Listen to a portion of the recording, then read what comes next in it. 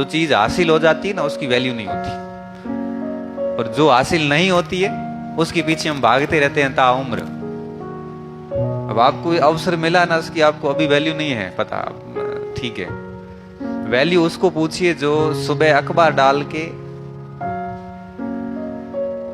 सुबह सुबह घरों में अखबार डाल के 50-100 रुपए कमाता है, फिर जाके किसी लाइब्रेरी में बैठता है, 5 घंटे पढ़ता है, फिर शाम को सब्जी बेचने के लिए या कुल्फी बेचने के लिए निकलता है। एक ऐसा लड़का भी मैं जानता हूँ पढ़ने के लिए, वहां पे उसको 7,000 रुपए 5-6 हजार रुपए कुछ और देते हैं इवनिंग में, रेलवे स्टेशन के पास में, यहाँ कहीं का दुकानों में 5,000 वो शाम के, और सुबह 3-4 हजार रुपए सुबह, ऐसे करके 10,000 आते हैं। और बच्चा वो मेरे को बोल रहा है, वो मैंने क्या, मेरे अखबार मंगवाना था, मैंने कहा अंग्रेजी अखबार लाना बेटा, लेके आ जाएगा? तो क्या सर 1 दिन बाद का आएगा, चल जाएगा। तो क्या करता है?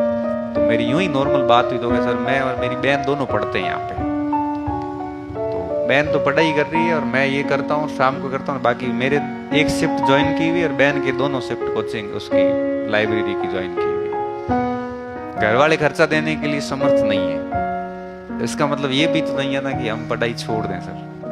अब वो भाई कर रहा है और दोनों पढ़ रहे हैं बहन भाई, और मैं आपको दावे के साथ कहता हूँ ऐसे बच्चे जो होते हैं ना, जो चीजों के महत्व को समझते हैं, उनको पता है कि संसाधन कितना महत्वपूर्ण है, जिनको क्या फोन करते ही 15,000 रुपए खाते में आते हैं, उनको पैसे की वैल्यू नहीं पता। वैल्यू उसको पता है कि सुबह 4 बजे उठ के अखबार डालने के लिए 4 बजे उठ के जाना, निकलना पड़ता है, आपको पता होगा।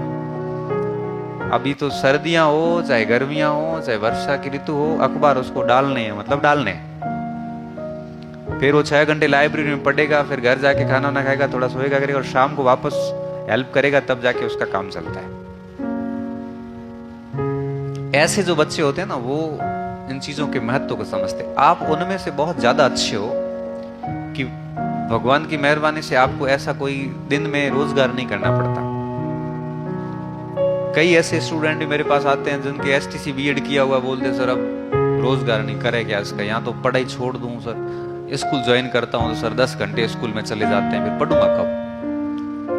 तो उनको हम एडजस्ट करते हैं कि चलो 3 घंटे के लिए कहीं को ट्यूशन पढ़ा दे, ताकि 6 घंटे तेरी पढ़ाई हो जाएगी। ऐसे ऐसे विद्यार्थी हमें मिलते हैं।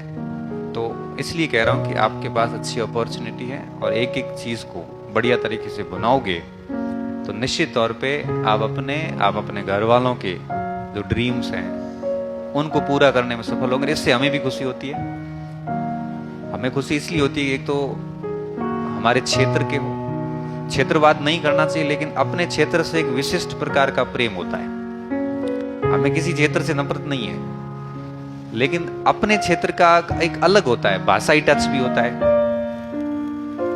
और दूसरा ये कि हम पढ़ा रहे हैं तो हम भी चाहते हैं कि हमारा रिजल्ट निकले। मास्टर क्या चाहता है? मास्टर चाहता है रिजल्ट निकले, मन ओळखे, मन प्रतिष्ठा।